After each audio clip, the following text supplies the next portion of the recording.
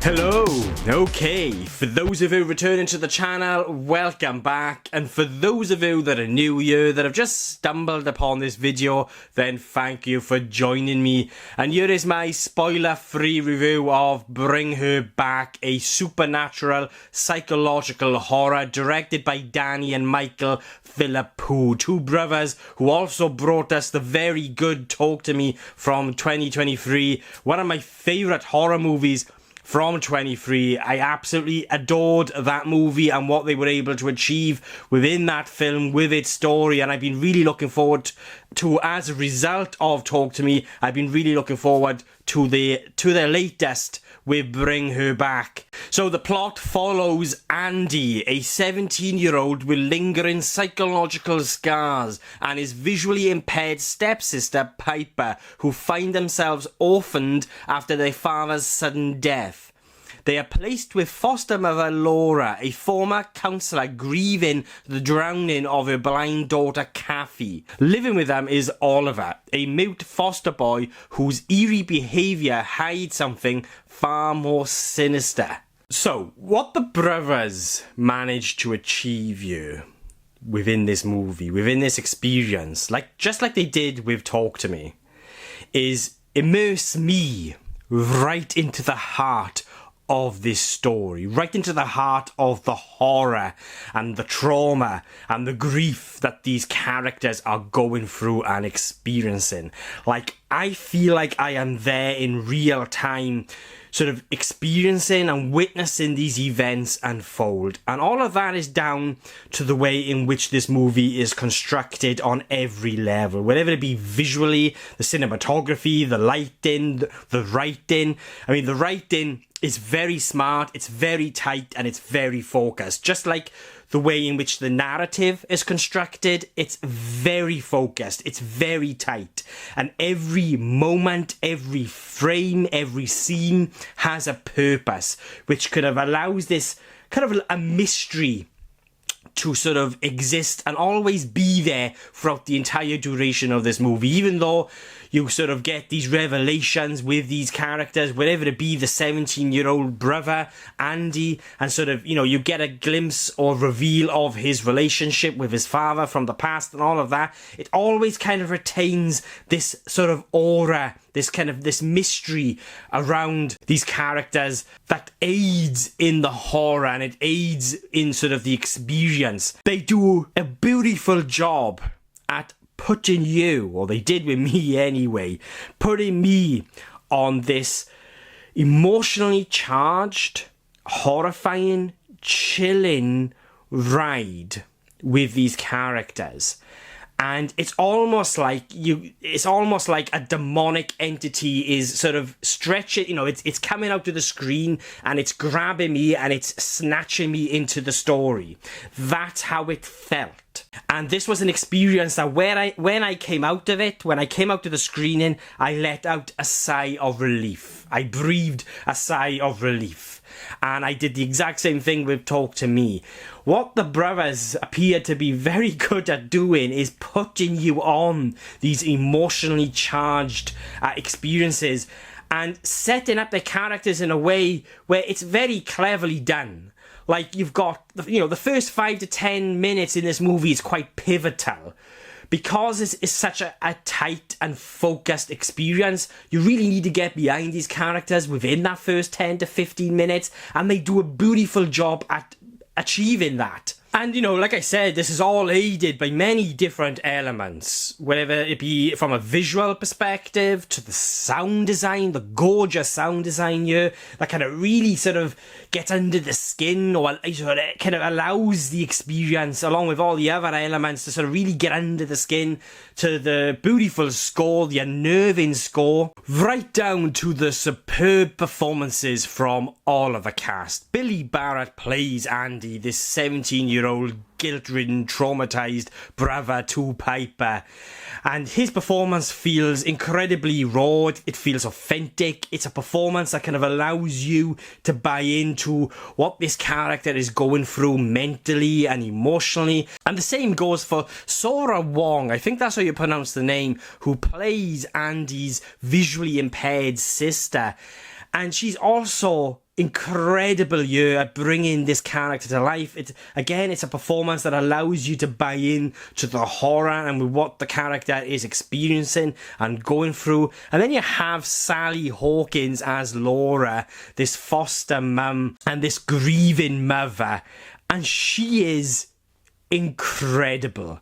Like, she delivers such a range of emotions here from within the performance. I mean, there's this kind of very faint current of humour running throughout the movie, and I think she does an absolute fantastic job at sort of bringing those moments of humour to life that doesn't kind of derail the movie. Like, I think it's always dangerous with movies like this to have humour, depending on sort of the direction you're going in with its tone, but I just feel like the humour here, that kind of very faint current of humour, just works beautifully with the story. And Sally Hawkins just does a wonderful job at kind of bringing this array of emotions and layers to the character to life that kind of, as a viewer, sort of, as someone who's experiencing these events unfold, it's as a result of how these characters, specifically Laura, is brought to life.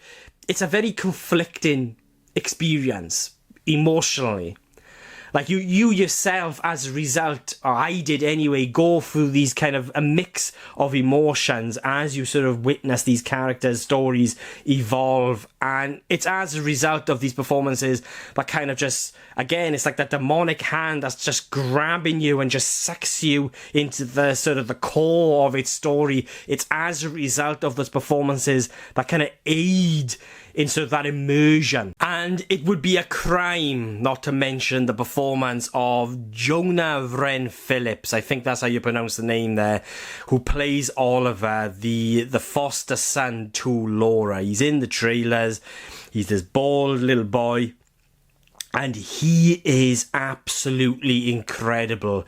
Again, it's a performance that kind of really sort of aids in delivering when it comes to the horror, but also delivering when it comes to sort of the more emotional beats of its story, the more kind of the tragic beats, the tragic nature of its story. Like, this is a spoiler-free review, so I'm gonna try my best here not to give anything away. But there's this one moment, like, it's not a massively long moment, it's a moment that involves Oliver and his foster mum, Laura, and they're in this bedroom. And it's a moment where you see a little bit more of a glimpse into the character of Oliver. And just down to the way in which he brings the character to life in this moment. Like, hopefully you'll understand, for those of you that have seen the movie, will understand the moment that I am talking about here. But due to how he brings the character to life in that moment, it's like a gut punch.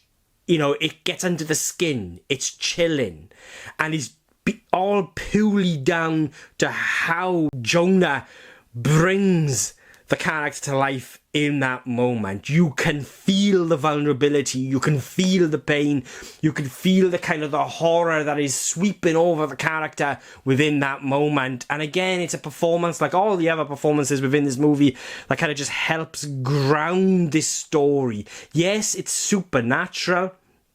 It's a supernatural horror, but it's all of these different elements with the writing, to how the film is shot, down to these kind of very sort of real, grounded, authentic performances that kind of allow you to be immersed into this experience and actually believe the horror that is occurring within the frame. So I wouldn't call this movie an incredibly bloody or gory film, but there are a couple of moments that are very intense when it comes to the gore and the violence. And some people have said it's perhaps a bit too much, that it was a little pointless, like it didn't need to be that gory or horrific in those moments.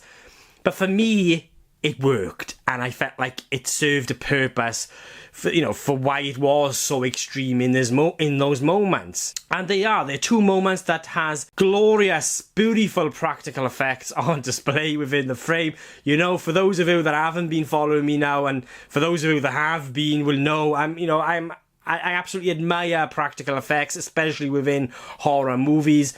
And there's a couple of moments that I'm talking about here have practical effects within them, but they are incredibly graphic. The camera doesn't shy away. You see just the right amount, and they're very gory. And this is one particular moment where I had to look away from the screen. Like, it was incredibly effective, but I absolutely believe that these are moments that are not there just for the sake of being there, because I think they play such a large pivotal role within sort of the effectiveness of the horror, and especially with the effectiveness of how certain scenes play out later on in the movie. Like, those moments of gore and blood are pivotal, I felt, in sort of really kind of allowing you to buy into sort of what is happening. And that kind of leads me into sort of the movie from a visual perspective. I adored the way in which certain moments in this movie were shot and how certain scenes were composed, like the composition of certain moments. Like, you'd have a certain scene play out and the camera would sort of just follow or track a certain character, and then you'd have another character appear in the background. And just the way in which these moments would play out would just kind of elevate sort of the emotions and sort of evoke sort of these emotions from me as a viewer, just purely down to how a camera would be used. But there's just such an intensity here within the movie that is created from every aspect, and visually this was a movie that I really admired because it was doing so much within the frame. It was telling you so much within the frame without saying anything at all, without having a character maybe utter anything, without having a character utter a word.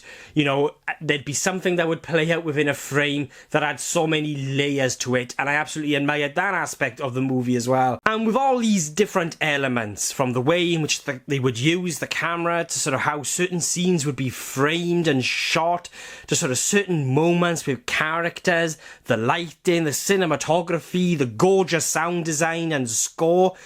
These are all different pieces of the puzzle that come together to create what I felt was a very effective, emotionally charged, terrifying, unsettling and unnerving experience. This was a very tragic experience to sit through. You know, it's not going to be one of those movies that you come out of with a smile on your face. Like, I came out of this movie and I let out a sigh of relief, and that is what I want when it comes to these movies sometimes, you know, with these horror films, is to put you on an experience where it really kind of puts you through the ringer emotionally. And that was one of the aspects that I was hoping for after watching movies, you know, like Babadook, and with the Philippou brothers previous movie Talk to Me. You know, this is what I was hoping for, and it achieves that. It's a very visceral experience down to how this horror story is constructed. It's a perfect blend of supernatural elements and very real human themes that just sort of, I bought into it. Like, I was watching this horror unfold and it felt incredibly real and authentic. And I think a lot of it is down to that kind of the suffocating sort of sensation of what these characters are going through mentally and psychologically and emotionally. And it's all beautifully brought to life from every aspect, from every layer, right down to sort of the writing, the performances, and from just a technical perspective. There's a moment in the third act where, again, you know, this is a spoiler-free review, so I'm not going to give anything away here, but you've got a couple of characters and things are starting to really escalate within the story, so, you know, and things are starting to come to light with what is happening here at this home with Laura and her foster son.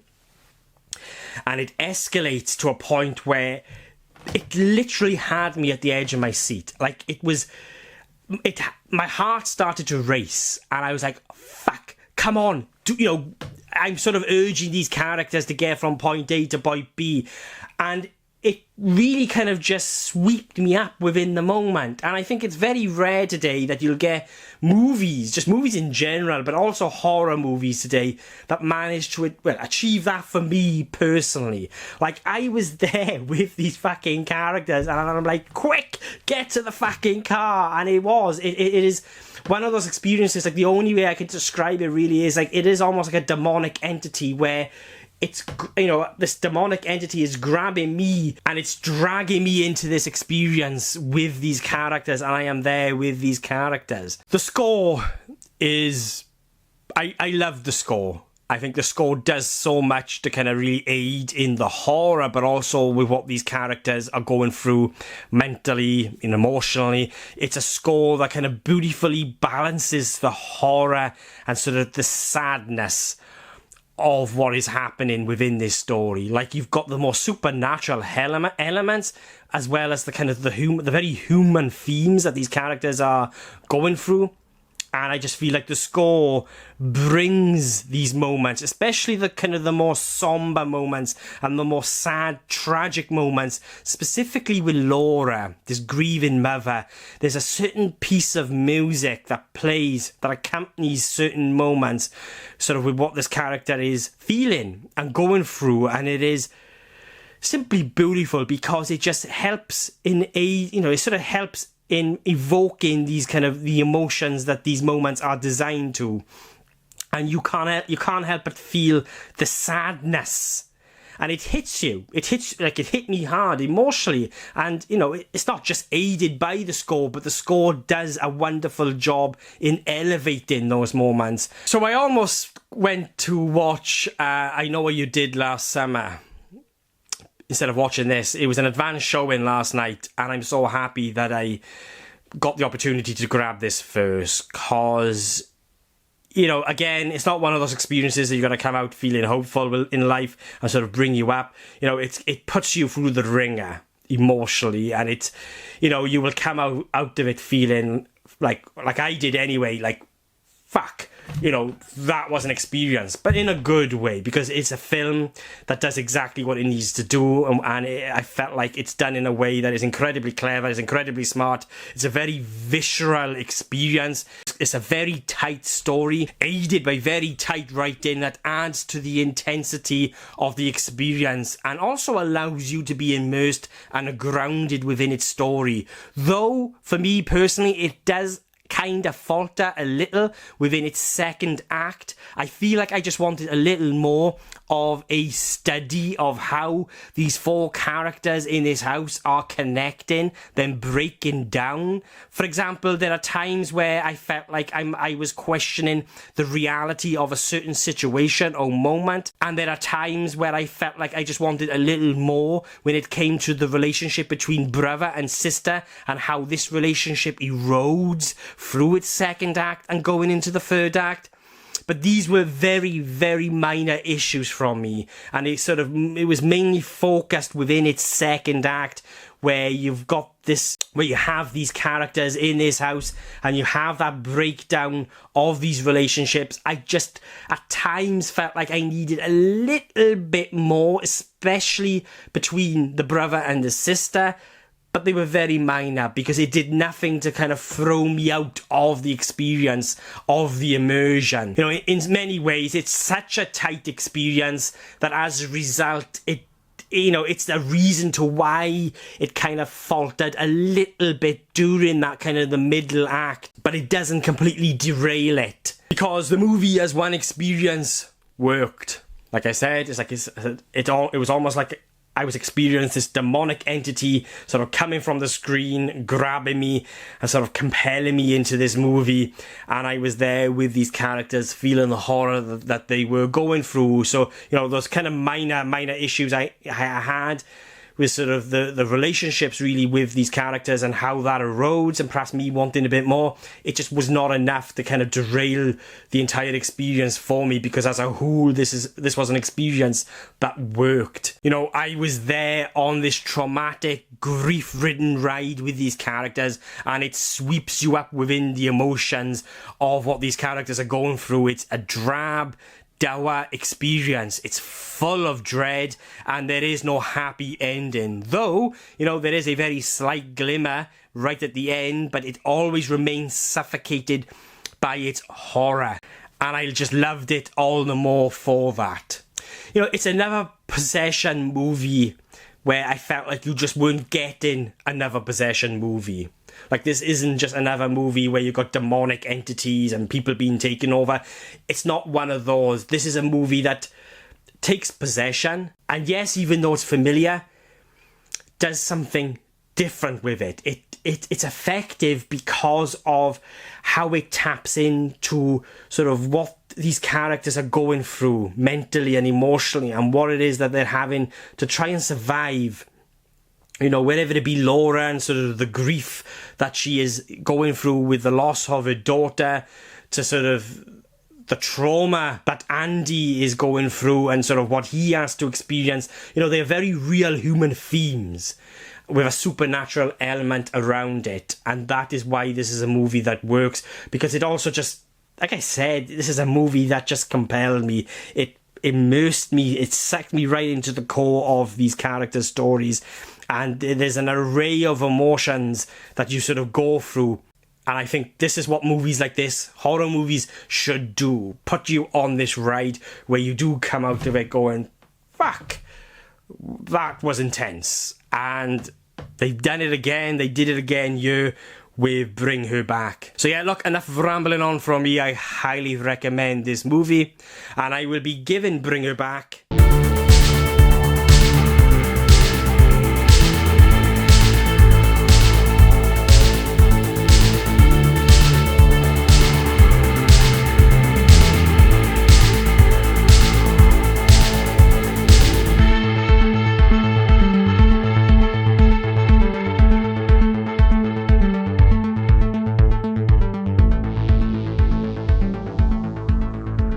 they're my thoughts on Bring Her Back, but what do you guys think? Have you seen it yet? Do you love it? Do you hate it? Do you agree or disagree with anything I've said? Then please let me know in the comments below, and let's get a discussion going. And if you've made it this far into the video, then thank you so much. I really do appreciate it. And if you want to watch future movie reviews from just some random Welsh geek rambling on, then please hit the subscribe button. It will mean an awful lot to me. My next cinema release movie review will be for Fantastic Four. I'm really looking forward to it. It's been a while since I feel like I really look forward to a Marvel movie. Well, I lie, I was actually really looking forward, or I was really excited for Thunderbolts, but I was actually a little bit disappointed with that. So I'm hoping this is going to be Fantastic Four will be a different experience. There's also still a very late retro review on the way for Crack in the World. And I just want to say another massive thank you to everyone that have reached out to the channel, that have supported the channel, whether it be liking, commenting, subscribing. It means the world to me. It will always overwhelm me that already so many of you do want to follow just some random Welsh geek ramble on about film and TV. Talking about TV, you've got Alien Earth. That drops in August, so that would be my next TV review. I will probably review every episode of that show. It's only 8 episodes, but I am really looking forward to it. I'm really excited for that, especially after the latest trailer that dropped. And I do plan on doing it won't be a reaction because I've already watched the trailer now a couple of times, but I will be doing sharing my thoughts with you guys on the latest Predator Badlands trailer, which dropped yesterday. And I just really want to sort of talk to you all about how I felt with that trailer. It's a trailer that I fucking loved. So yeah, that's it from me for now. Thank you all for watching. I really do appreciate it, and I'll be catching you guys soon.